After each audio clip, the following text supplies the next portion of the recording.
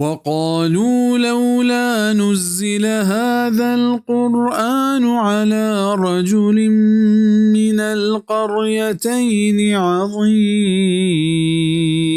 وگوشتش که پرچه قرآن ایرگیجگ نبیت ایدویں میتگانی مزن مردمی سرا چا ایدویں کلگا میتگا مکہ و طائف مرادام. مکہ مزنترے و دولتدارترے مردم گیشترے مفسرین نزدیک ولید بن مغیرہ و طائف عروہ بن مسعود ثقفیہ. لہت مفسرہ دیگے لہت نام ہم بیان کتگ کافران گمان و حیال ہمیشت کہ اللہ دوستی نشانی مال و دولت بازی و شاگردتا عزت و احترام نامے. ہر کسا یہ ہستند آبزاں اللہ دوست ہیں اور ہر کسا نیست آبزاں اللہ دوست نہیں. ہمیں گمان سرا آیا محمد صلی اللہ علیہ وسلم پیغمبری نمنت کہ شینا شہم مال و دولت ہست و نہ عزت و احترام. ہمیشہ یہ دروگند کہ من سرا وحی کیت. ہاں اگر یہ وڑے حبری بیبتے کڑا اللہ پیشیا مارا گچے نکت کہ ما چا اشیا گیشتر حقدار تھے.